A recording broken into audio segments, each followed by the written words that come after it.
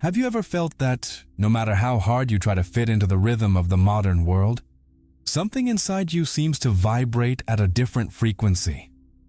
This feeling of not belonging, often accompanied by a heightened sensitivity to stimuli around you, has been described in ancient traditions as the awakening of a deep inner technology.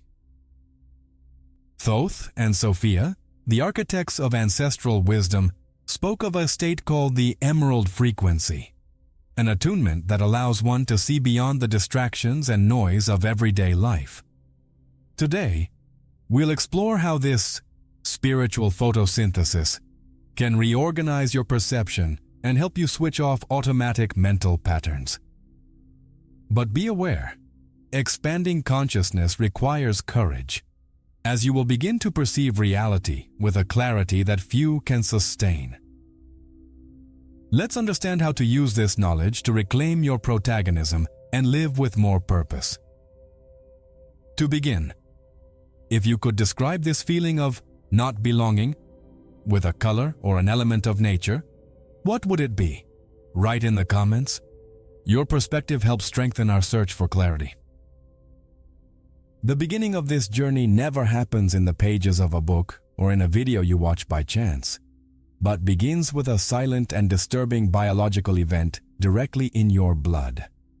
It often manifests as a sudden resonance in the middle of the day, an inexplicable ringing in the ear, or a pressure in the chest that Platonic philosophy and Gnostic traditions define as anamnesis, which is the violent act of recalling truths that the trauma of birth made you completely forget. For you, who live in the modern and rational world, this call arises as an error in the programming of your routine, a distant echo of an ancient civilization that seems to reside not in history books, but in the microscopic folds of your own DNA. You feel you don't belong in this place or this time, and this feeling is not depression or anxiety. It is the activation of a cellular memory that has been dormant for millennia, waiting precisely for this planetary moment to awaken and demand your full attention. The color emerald was not chosen by chance to represent this frequency, as it is located in the exact center of the visible light spectrum, acting as the balance that harmonizes the warm colors of matter and the cool colors of spirit. It is not just a beautiful metaphor for those who enjoy esotericism, but has a profound biophysical basis linked to chlorophyll, the pigment responsible for the miracle of photosynthesis that sustains all life on Earth by transforming sunlight into real energy. Just as plants drink in light, the emerald frequency operates a spiritual photosynthesis within your nervous system, converting the abstract light of the logos into psychic structure and palpable cellular vitality. When you begin to vibrate in this color, your body ceases to be merely a survival machine and begins to function as an antenna capable of capturing information that is not available on the internet or in the news. This initial attunement process generates a feeling of immediate recognition, as if you were listening to a song you knew even before you were born, a melody that makes all the noise of the modern world seem irrelevant. However, you need to understand that this initial awakening is merely the bait your own soul has placed in your path to lure you into the true mission, which is far more dangerous and demanding than it appears. The emerald frequency requires an absolute purification of your biological and mental receptors, as any distortion in your intention can result in a disordered amplification of your deepest fears.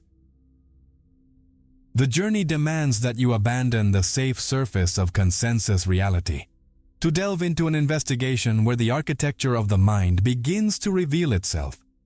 And this goes against everything society has taught you to value and pursue. The mystery deepens when you realize that this call is not merely an invitation to meditate or relax, but a warning sign that the spiritual quarantine that has isolated Earth for so long is suffering serious fissures.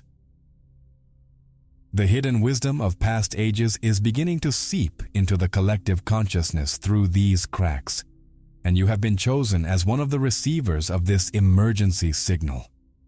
As you delve deeper into this vibration, you realize that the path is paved with clues that have always been in front of you, but which you couldn't see because you were operating at the wrong frequency. Now, every coincidence, every repeated number, and every vivid dream seems to point to an invisible structure that governs both the movement of the stars and the beating of your heart. You need to understand that vibrating at this frequency is an act of cosmic rebellion, because the system we live in was designed to keep you in a low vibration state, focused only on survival and fear. By accepting the call of green radiation, you are effectively declaring that you no longer accept the rules imposed by material illusion and that you are ready to reclaim your divine heritage. This changes your brain chemistry, alters the electromagnetic field around your body, and begins to affect the people and situations around you in ways that conventional science cannot yet fully explain. You are becoming a point of light in a dark network, and this brings immense responsibilities that most people are not prepared to assume. The vitality that begins to course through your veins is not just physical energy. It is the very substance of eternity trying to find space in a mortal body that has been conditioned to believe it is finite and weak. The awakening of the emerald frequency is the beginning of a complete rewriting of your genetic code, activating parts of your DNA that science calls junk, but which are actually locked libraries of wisdom. You are being prepared to withstand a voltage of consciousness that would burn an unprepared nervous system. And that is why the process needs to be gradual and respect your body's natural rhythms. But beware, for there is an inevitable side effect in this awakening process that no one likes to mention in self-help books: spiritual visibility. As you begin to tune into this higher octave and shine with emerald light, you become visible on a cosmic radar that until now completely ignored you because you were harmless. The forces that maintain the structure of current reality do not like anomalies, and you have just become a vibrant and noisy anomaly in the midst of the silence of conformity. Earth's spiritual quarantine is cracking, and as you look at it through this new frequency, you will realize with horror that something on the other side has noticed that you have awakened and is now looking directly back at you. To understand the profound reason why this secret has been kept from humanity for millennia, it is imperative to analyze the nature of the invisible prison in which we are all immersed since birth. Gnostic cosmology, which was persecuted and almost erased from history, describes the existence of a lesser architect called the Demiurge, or the blind god, who built this system of reality based on separation and intentional scarcity. This system does not run on its own. It is managed by entities called archons, guardians who govern the planetary spheres and impose rigid laws of limitation to keep the divine spark in a state of perpetual amnesia and energetic servitude. They don't want you to remember who you are, because your ignorance is the fuel that keeps their machine running perfectly. The emerald frequency was hidden and encoded precisely because it represents the only output frequency of this archontic control grid, a master key capable of unlocking the cells of perception. Thoth and Sophia, the great intelligences who act as guardians of cosmic integrity, concealed this knowledge within complex geometries and difficult paradoxes not out of elitism, but as a desperate protective strategy. If the technology of the emerald frequency were accessible to an unprepared and vice-ridden ego, it would be quickly captured and distorted by the forces of predation to further strengthen the chains of material imprisonment. Imagine giving a nuclear weapon to a child or, worse, to a sadistic jailer. That is why the secret had to be buried so deep. The structure of silence surrounding these mysteries is therefore not a form of spiritual egoism on the part of the ancient sages, but a necessary shield against the distorted use of this immense power. The Demiurge and his agents use fear, guilt, and shame as frequencies to maintain the system, keeping humanity vibrating at a low frequency so that we are easy to control and harvest. By managing to vibrate at the emerald octave, the human being changes their energetic signature and becomes, literally, indigestible or invisible to these entities that feed on our emotional discord. It's as if you disappear from their heat map, becoming a ghost inside the machine they created to trap us. However, to achieve this sacred invisibility and escape the radar, the seeker must first confront the dense layers of their own ignorance and the furious resistance of a system designed to detect anomalies. The system has antibodies, and when you begin to awaken, life seems to get harder on purpose. The car breaks down, relationships end, financial crises arise out of nowhere. This is not bad luck. It is the system trying to lower your vibration back to the frequency of fear, where you are controllable and predictable. The transition of consciousness towards this vibrational autonomy. It demands a cold and strategic understanding of the laws that govern both mind and matter, leaving no room for naivete. And to master this frequency and have at hand the practical tools for mental mastery and vitality, the ebook, The Thoth Code, it's an excellent guide. I've left the link available in the first pinned comment.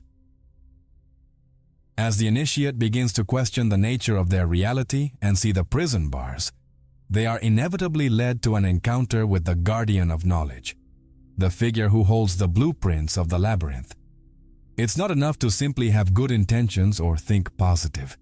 You need to understand the engineering of the matrix to be able to hack it from the inside out. The path to freedom necessarily involves a deep understanding of the structure that was built to protect the exit, a security system created by the most brilliant mind in the universe. You begin to realize that physical reality is merely a dense hologram, a coagulated projection of light held in place by collective beliefs and subconscious agreements you made unknowingly. The emerald frequency allows you to see the codes behind the wall, the gears behind world events, and the lines of force that manipulate the emotions of the masses. But seeing the truth can be terrifying if you don't have the mental stability to process it without going insane or falling into utter despair. This is where most seekers fail and retreat to the comfort of illusion. To avoid being crushed by the weight of this revelation and to navigate this hostile territory undetected and unneutralized, you need a guide who knows every corridor of this mental labyrinth. You need the help of the one who wrote the laws of physics and magic, the master of scribes who understands how reality is woven. The next step in your journey is not emotional, it is intellectual and surgical.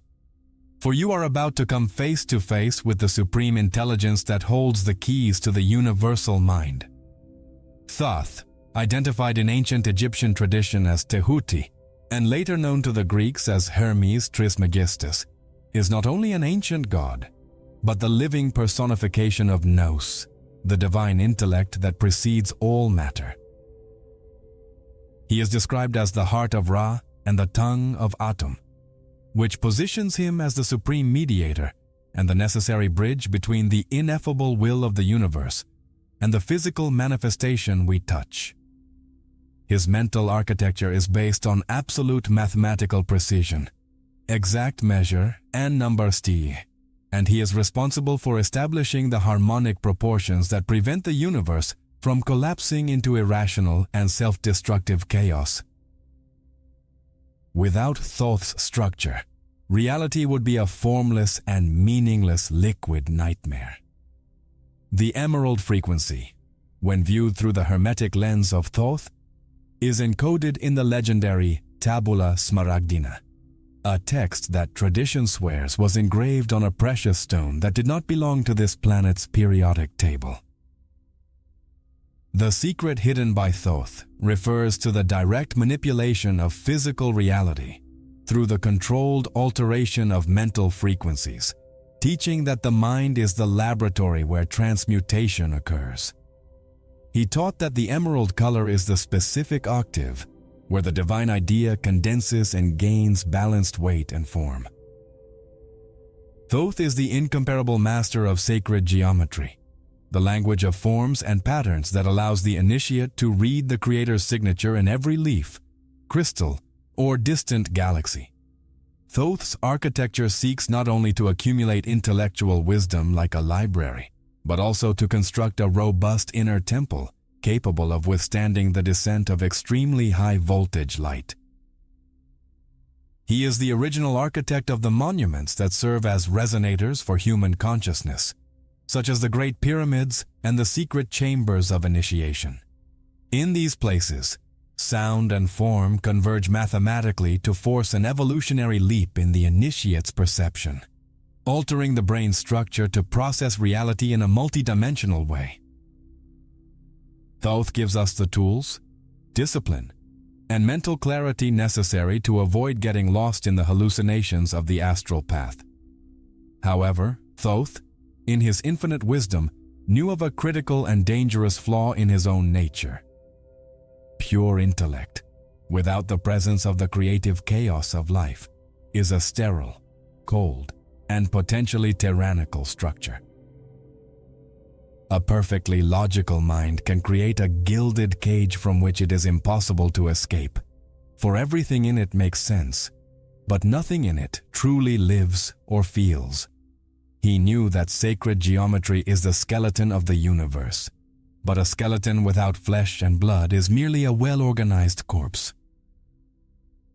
For this strategic reason, Hermetic knowledge was purposefully fragmented and scattered to the four corners of the world, kept in invisible libraries, and protected by orders that demanded oaths of silence under penalty of death. The seeker must now learn the most difficult lesson, that the mind, however brilliant and trained, is merely the vessel, the container that must hold something more precious. The content, the sap that gives life to this geometric structure, does not belong to the domain of the mind, but to a much older, wilder, and deeper force. Thoth built the chalice, but he doesn't possess the wine. He can teach you how to fly, but he can't give you the reason to take flight. The universal mind is cold, crystalline, and perfect, but it lacks the temperature of compassion and the unpredictability of love that breaks all logic. If you remain only with Thoth, you will become a powerful magician, but lonely and empty, trapped in your own intellectual perfection. The encounter with the universal mind is, therefore, only the gateway, the preparation of the ground for a mystery that bleeds, cries, and loves at the center of all things. You have built the walls and roof of your inner temple with the help of Thoth, but the altar is still empty and cold. To ignite the sacred fire, you need to find the other half of the equation, the force that was exiled to the density of matter and awaits rescue.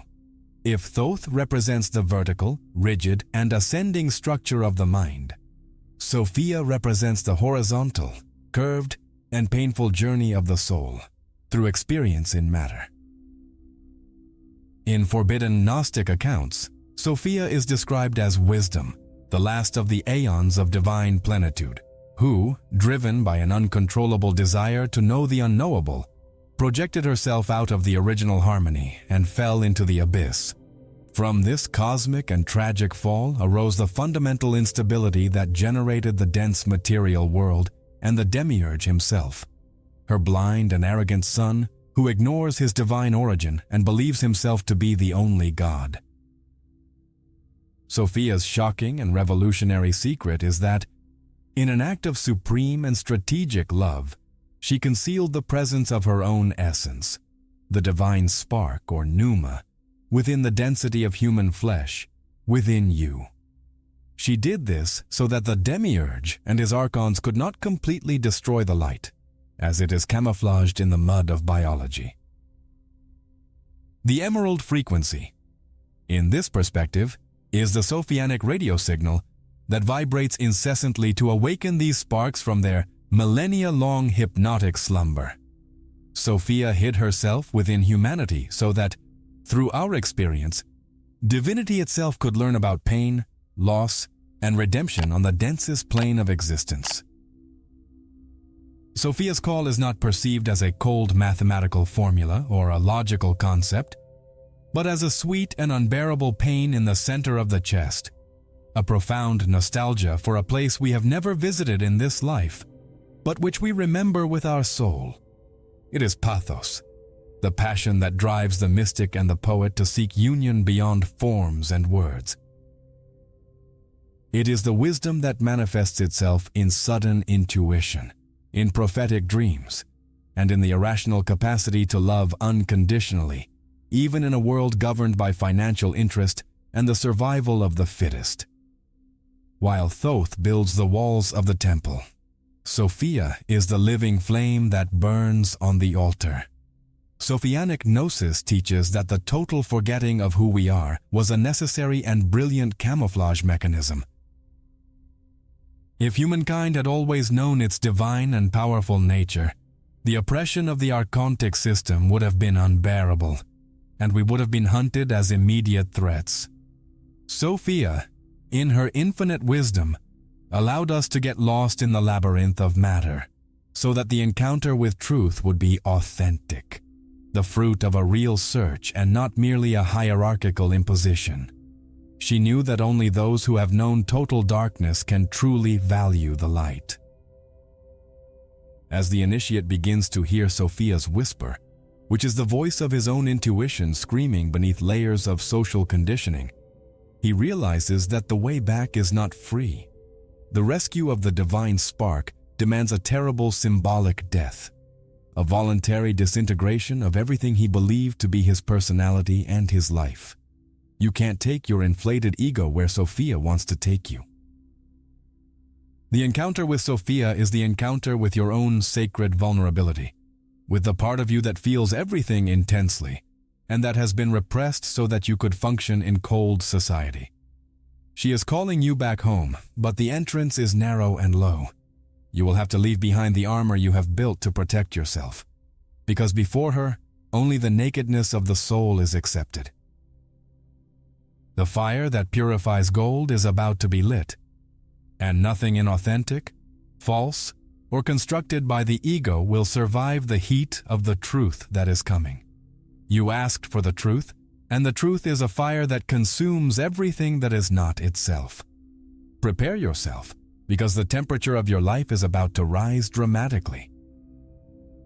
No one enters the emerald frequency carrying emotional baggage or worldly attachments, and the first practical step of this alchemy is brutal: calcination. This stage corresponds to what the ancients called nigredo, the work in black, where life suddenly increases the temperature around you until it becomes unbearable. It is the moment when financial crises, relationship breakups, job losses, or health collapses happen in sequence, aiming to burn away the false identities and social masks you've worn your whole life.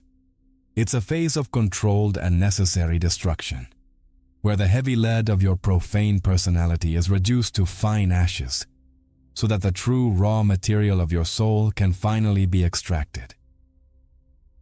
The emerald frequency acts here not as a gentle healing light, but as a merciless and acidic catalyst that exposes all the inconsistencies and lies in your life, everything built on the sands of vanity, fear, or the need for others. Approval begins to collapse before your eyes, and you can do nothing to stop it. This process is extremely painful, because the ego believes it is these things. It identifies with the position, the money, the status, and feels that it is literally dying. However, the cold wisdom of Thoth teaches that without the total destruction of the old rigid form, the new vibrational octave has nowhere to anchor itself. Calcination is not divine punishment or bad luck, as many believe, but an urgent measure of spiritual cleansing to remove the dense encrustations that prevent your heart from vibrating. In this suffocating darkness, the seeker may feel completely abandoned by both the logic of Thoth and the love of Sophia, immersed in the famous dark night of the soul. It is the absolute vacuum of meaning, where the silence of God is the only answer to your cries for help. But it is precisely in this desert, when all external crutches are kicked away, that the true spiritual quest begins. The initiate learns, through pain, that the light he desperately sought outside, in gurus, books, or saviors, is actually protected beneath the hot ashes of his crumbling former self. The heat of the spiritual fire reveals that the human being is much more than the sum of his past traumas and his fleeting worldly successes. You discover a resilience you didn't know you had, a part of you that observes the blaze of your life without burning, remaining intact and sovereign amidst the chaos. Calcination prepares the arid and cleansed ground for the next phase, transforming the complexity of your ego into simple, humble dust. The fire has left behind only the essential, that which is true, but the essential is now dry, thirsty, and seemingly lifeless. You feel empty, hollow, like a desert where nothing grows and where the sun is relentless. There are no more exaggerated emotions, only a shocking sobriety and a frightening clarity. You see the world as it is, without the rose-colored glasses of illusion, and the view is not pretty.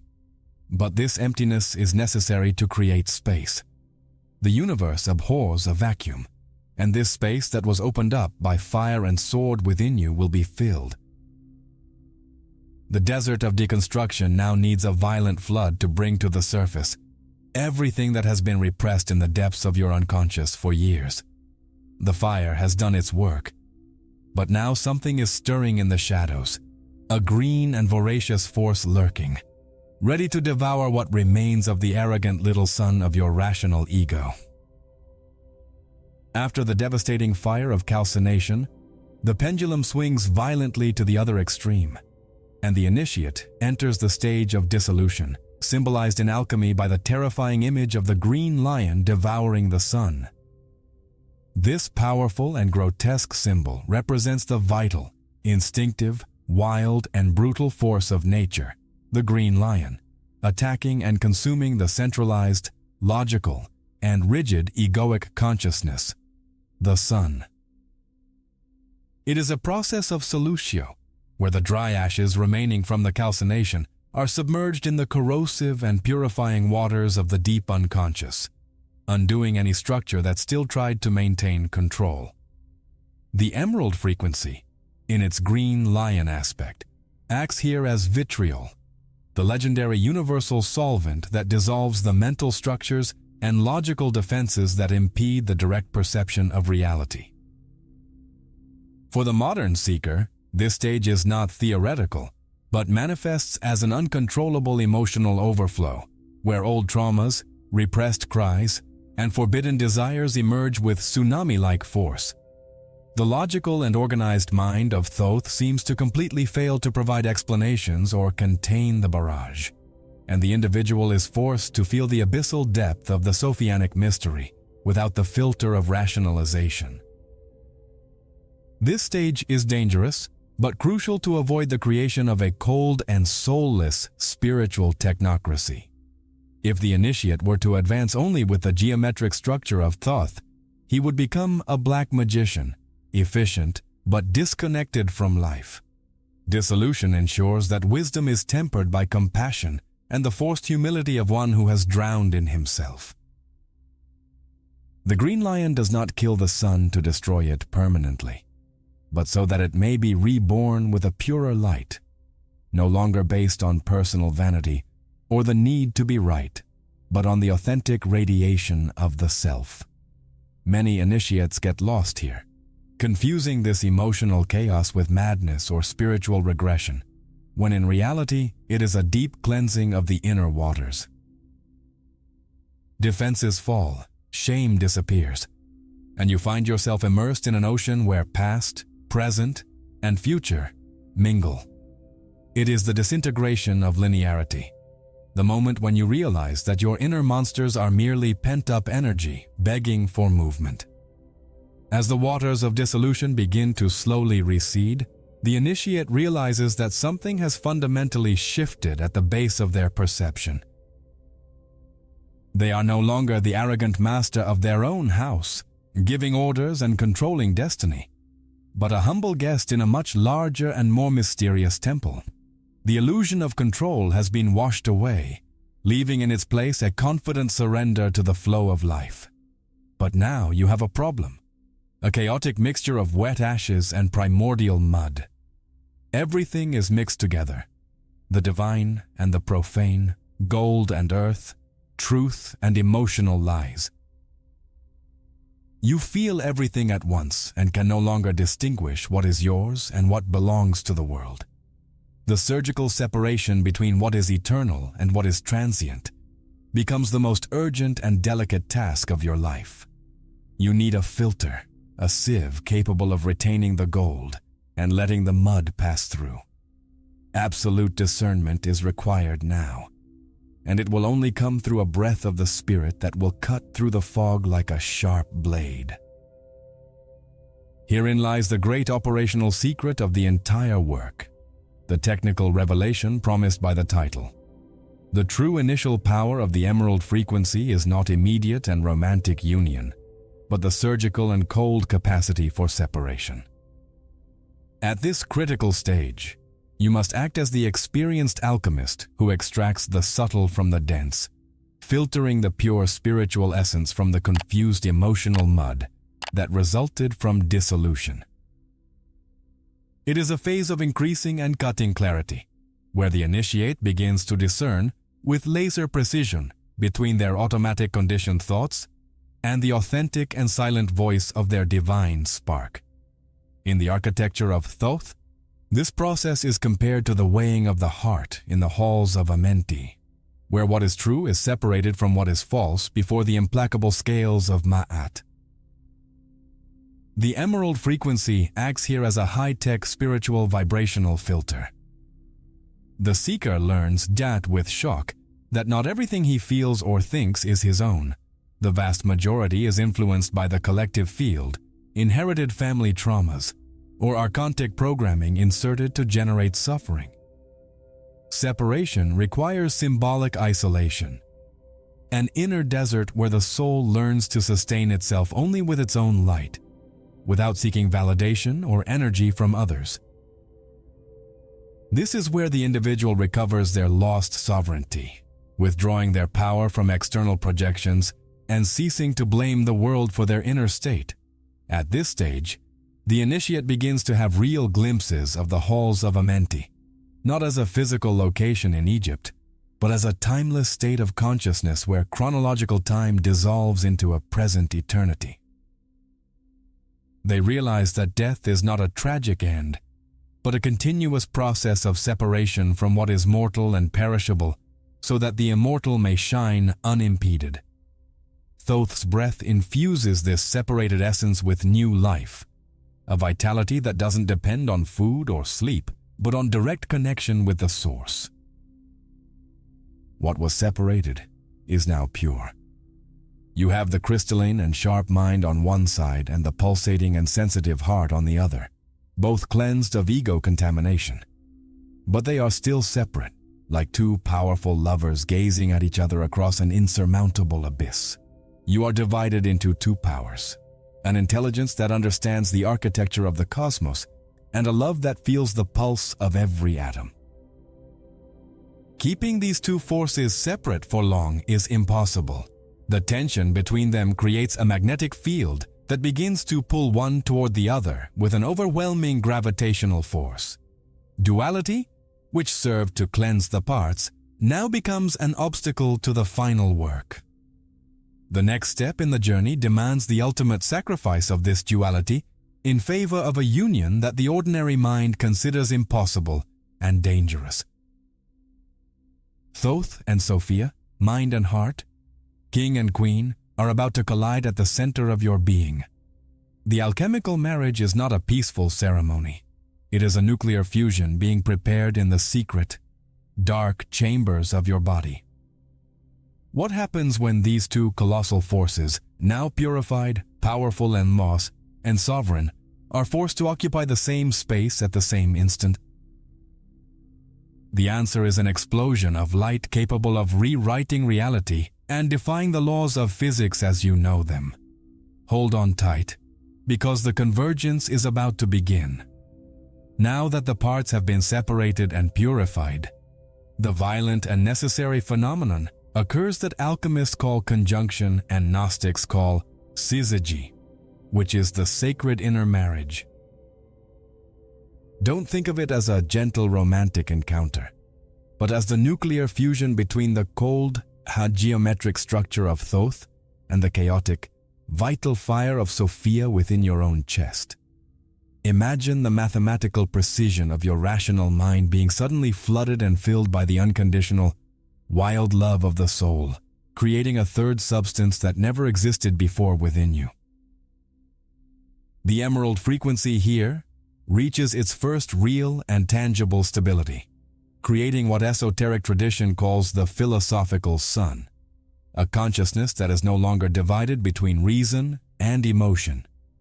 You cease to be an internal battlefield where your thoughts fight against your feelings daily, and the chronic exhaustion of this civil war instantly disappears, freeing up a massive amount of energy that was previously used only to keep you whole. You experience an aggressive peace that surpasses all logical understanding, a vibrational immunity where external manipulations, fear-mongering news, and attempts at control simply can no longer adhere to your magnetic field. It's as if you're covered in a spiritual oil that causes all the world's drama to slip away without leaving marks or residue on your psyche.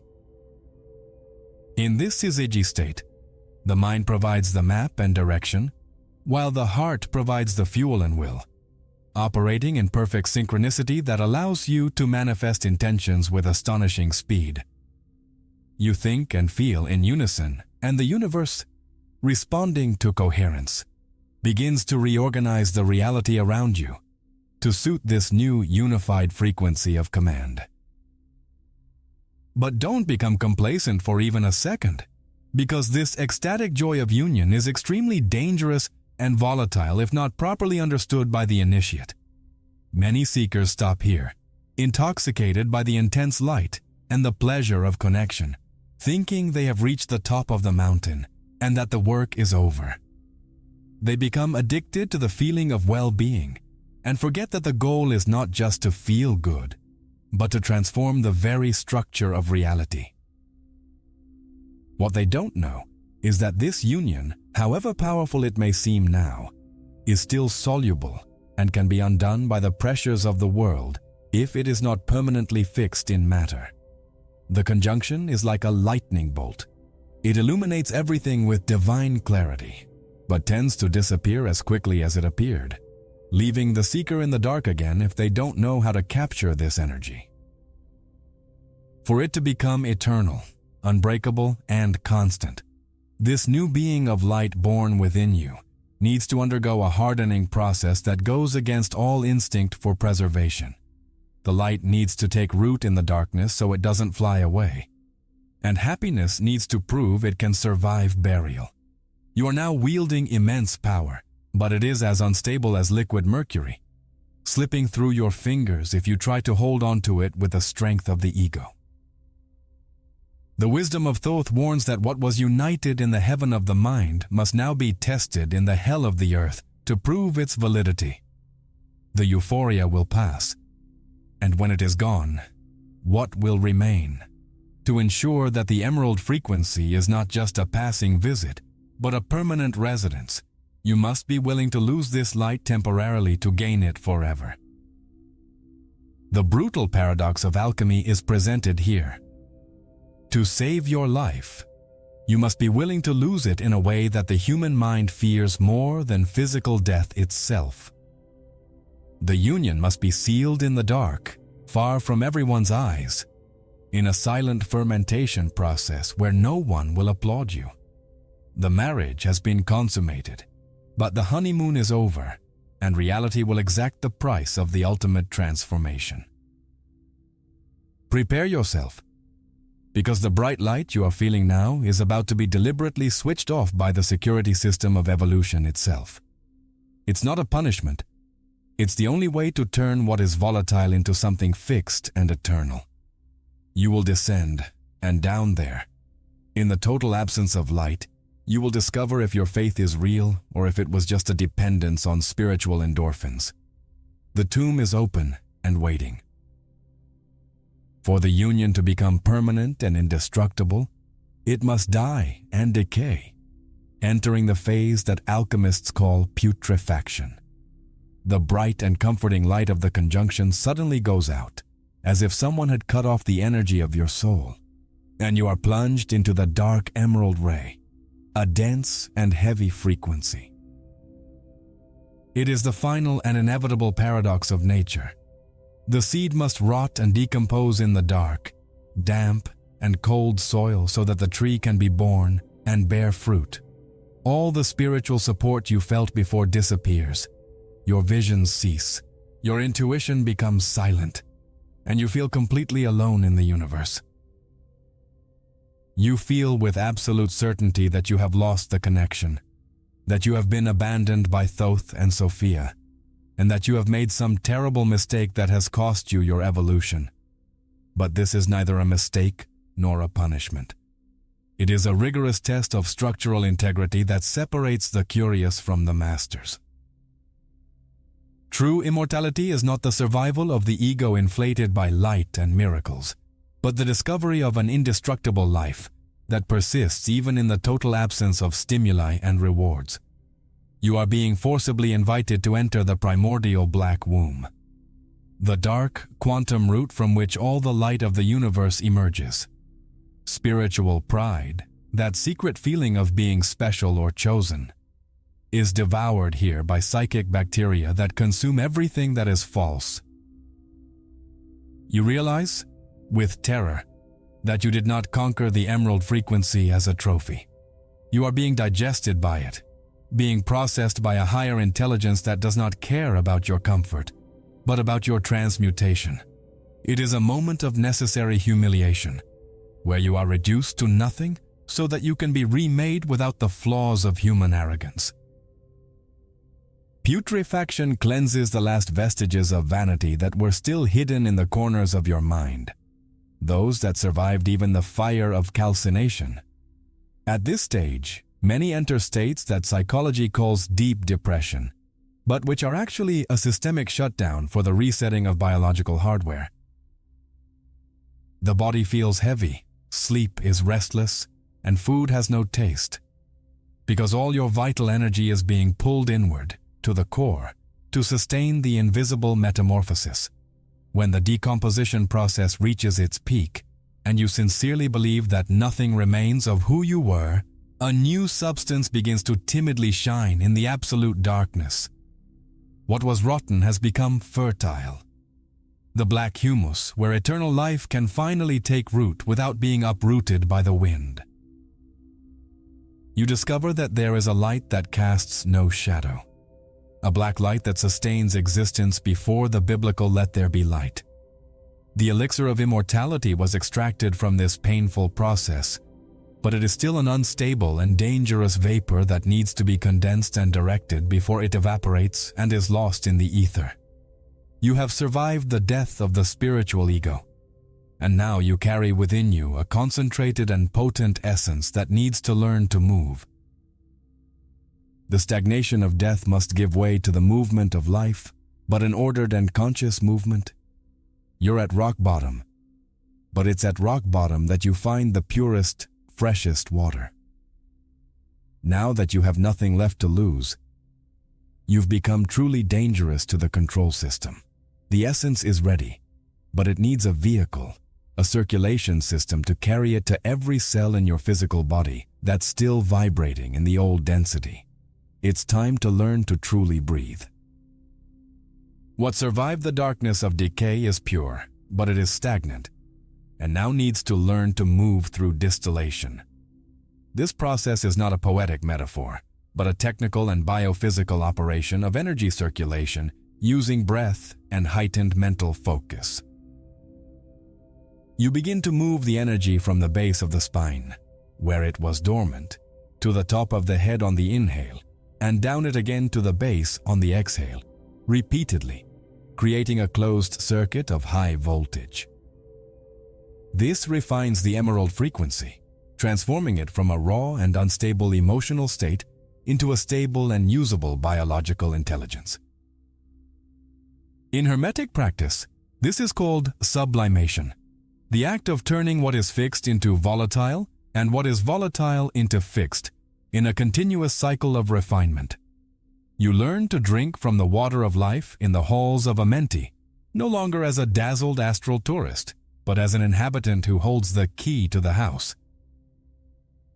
The initiate becomes the divine distiller, using their own nervous system as the alembic where the spirit is purified of the toxins of matter, and matter is washed with the light of the spirit. The impurities of perception are removed. Cycle after cycle of breath, like layers of dirt being washed from a diamond lens.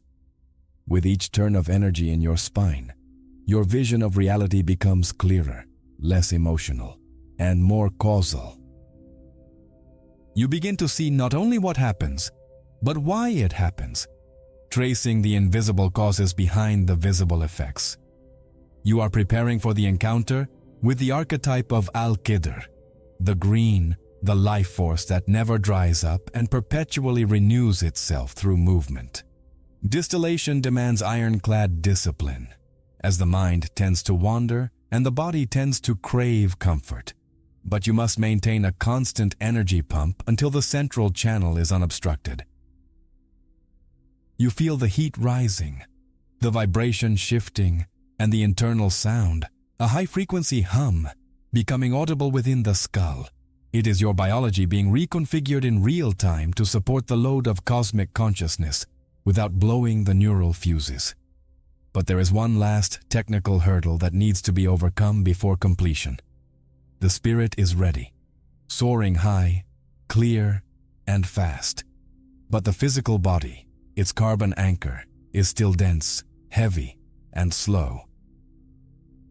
There is a speed mismatch between your enlightened mind and your mortal flesh, and this creates uncomfortable friction.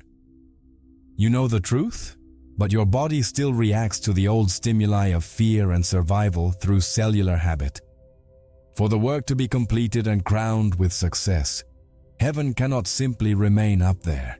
It must descend to earth and become solid, tangible, and resilient like a rock. Spirituality that serves only to escape reality has failed. The true goal is to bring that high frequency and embed it in the density of matter. The distilled vapor must now freeze and crystallize into a new form of biological existence. The miracle must cease to be magical and become physiological. This is the final stage of the great alchemical work, where the miracle ceases to be abstract and becomes pure biology through coagulation. It is the solidification of the spirit in the flesh, where the noetic heart is fully activated, assuming hierarchical command over the rational brain. Modern science is beginning to timidly call this absolute cardiac coherence, but the ancient masters called it the diamond body, or the body of glory. The final secret that Thoth and Sophia concealed is that the human heart, when vibrating at this specific and stable frequency, has the real capacity to alter the quantum probability around it, collapsing the wave function of reality. You cease to be a passive spectator reacting to life's events and become an active co-creator, setting the tone of the field. Your cells begin to resonate with the light, activating latent codes in your DNA that were previously switched off, transforming your cellular structure into a superconductor of consciousness. The emerald frequency ceases to be something you feel, visualize, or seek, and becomes, simply and undeniably, what you are in essence and presence. You have become the living philosopher's stone, capable of transmuting the lead of difficult situations into the gold of wisdom simply by being present in the room. But possessing the stone is a terrible and lonely responsibility, for you can no longer blame anyone for what happens in your reality. The electromagnetic field of your heart is now so strong that it influences the environment, the machines, and the people around you, often healing them or angering their demons without you saying a word. You become a tuning fork that tunes or breaks whatever is out of tune around you. Coagulation brings robust health and seemingly inexhaustible vitality, as you are no longer wasting vital energy on internal conflicts or resistance to life. The physical body becomes lighter, the need for sleep diminishes, and mental clarity is constant, without fog or doubt. It is the total embodiment of divinity in humanity, without separation, without intermediaries, and without external rituals. However, the control system doesn't easily relinquish one of its battery units. Now that you possess real, not merely theoretical and power, the final sentinels of the demiurge, the guardians of the binary logic that governs the structure of this world, will come for the ultimate and definitive challenge. They will not use weapons of fear or pain, for you have already transcended that in calcination and putrefaction. They will use the most sophisticated weapon of all, the unbearable paradox of the perfect mind, to try and break your newfound coherence. They will try to prove that you cannot be both human and divine at the same time, forcing an impossible choice. Full and definitive entry into emerald reality requires the complete breaking of the binary mind that divides everything into good and evil, self and other, right and wrong. The ancient Gnostic text called the thunder. The perfect mind acts as the vibrational hammer that breaks this final logical barrier. You must be able to sustain the living paradox without going mad. I am the prostitute and the saint. I am knowledge and ignorance. I am shame and audacity. Thoth and Sophia knew that absolute truth does not fit into a logical and linear box, and that trying to understand it with human reason is impossible. By accepting and embodying the paradox, you activate non-linear and multidimensional thinking, accessing an intelligence that operates outside of time and space. The emerald frequency expands beyond the limits of your skin, touching the collective mind of humanity and inserting new codes of freedom into it. The sound of thunder is not a physical noise. It is the silent collapse of the last defenses of the rational ego that attempted to categorize and judge the divine experience. You realize, with a cosmic laugh, that divinity is present in both mud and light, in both the profane and the sacred, and that separation was the true illusion. This visceral understanding gives you a spiritual authority that terrifies the controlling entities, for you can no longer be defined, labeled, or limited by their rules. You have become fluid, unpredictable, and omnipresent in your own life. The system tries to attack you with logic. If you are divine, why do you feel pain? If you are light, why do you have shadows? But you respond with the thunder.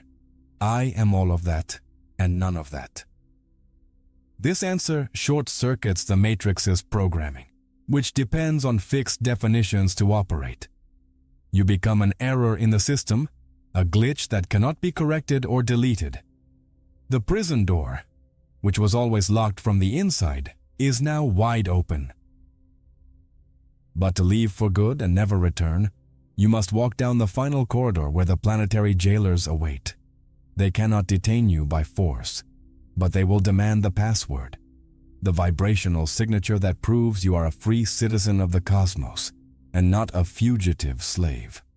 Freedom has a code, and you must vibrate it perfectly before the guardians of the spheres. The ultimate ascension of consciousness requires passage through the 7 planetary spheres, each guarded by a specific archon who exacts an emotional and energetic toll from the soul attempting to pass. They are not physical monsters, but intelligences that govern aspects of the human psyche and will try to ensnare you with the vices of each sphere: the avarice of the moon, the lies of Mercury, the desire of Venus, the pride of the sun, the wrath of Mars, the ambition of Jupiter, and the rigidity of Saturn. But the initiate who has embodied the emerald frequency possesses perfect camouflage and impenetrable armor. You don't fight against them, because fighting is acknowledging their reality and giving energy to the conflict. You simply don't resonate with the frequency they emit.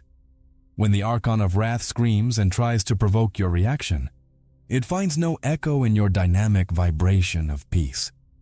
When the Archon of Desire tries to seduce you with promises of worldly pleasure, it finds no hook in your inner wholeness. You have become transparent to evil, because there is nothing in you that corresponds to it. You present the vibrational password, not with spoken words, but with your state of being. I am a child of pre-existing light. I passed through fire and was not burned. I am the one who existed before you.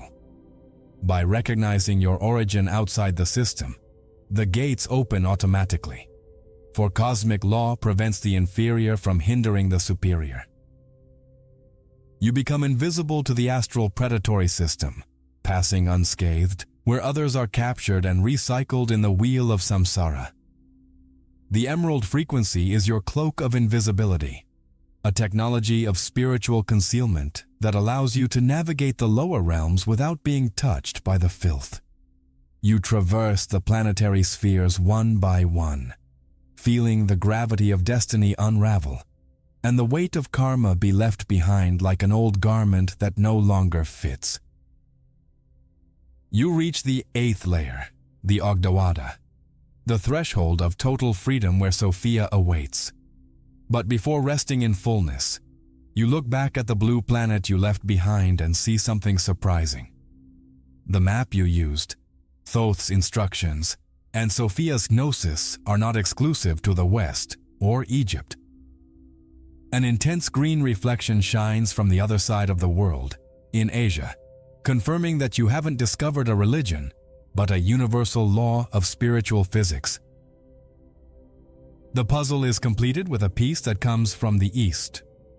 The final and absolute confirmation that this is not a cultural myth or a local invention comes from the East, where ancient wisdom has guarded the same secret. There, the emerald frequency is known and revered as the power of jade, the stone of heaven that confers immortality and perfect balance. Taoist alchemy describes exactly the same technical process you have just experienced, using the jade furnace, the body, to distill vital energy, Jing Qi, and create the golden body or sacred embryo, Shen. Thoth and the Yellow Emperor, Sophia and the Queen Mother of the West. You realize they are merely different cultural masks for the same soul technology, the same operating principles of a cosmic machine. The Convergence reveals that the health of the body is the non-negotiable foundation for the enlightenment of the spirit, and that green is the universal vibration of eternal life, whether called emerald or jade. This dissolves the last vestige of skeptical doubt your mind might have. You understand that you are not following a religious belief, but operating an exact science that works with the same laws anywhere in the universe, regardless of the name given to it. The map is complete and verified by multiple traditions that did not communicate physically, but accessed the same source of information in the ether. The books were read, the rituals were performed, the spheres were traversed, and the demons were tamed. There is nowhere else to go in search of external knowledge, no more courses to take or masters to follow. The horizontal search is over, and only the final vertical dive into the last mystery that no one can teach you remains. The seeker, the one who searches, must disappear and die so that the master, the one who is, can be born and occupy the empty throne in the center of the heart. The duality between the seeker and the sought must be annihilated. We have reached the end of the journey, which is actually the true beginning of your real life. The journey culminates in transfiguration, the moment when the emerald frequency is no longer something external that you seek to access, but it emanates naturally from you, like heat emanates from fire. Your physical body, now a perfect and finely tuned harmonic oscillator, acts as a living transmission tower that heals, organizes on, and reorders the reality around you, simply through your silent presence in the environment. The ultimate great secret, the one guarded beneath layers of symbolism, fear, and mystery for millennia, is this: there is no external savior arriving in the clouds to rescue humanity. Thoth and Sophia hid the keys to the kingdom within you, in your biology and your psyche. Because you are the savior of your own timeline and the redeemer of your own soul.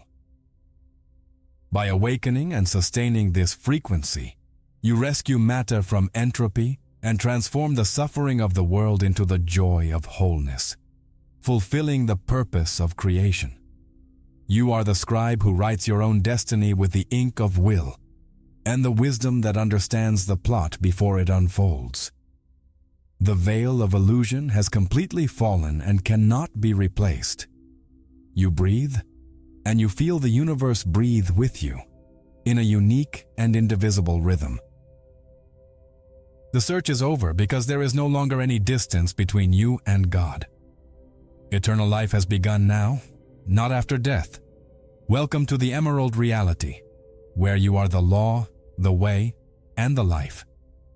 If you felt the calling from this video and want to see our mission continue, the most beautiful way to support us is through an exchange of energy. We've prepared the ebook, The Thoth Code, to give you the heart of our knowledge about mental alchemy and vitality. By acquiring this material, you're not just buying a book, you're making a real contribution to ensuring this channel doesn't stop.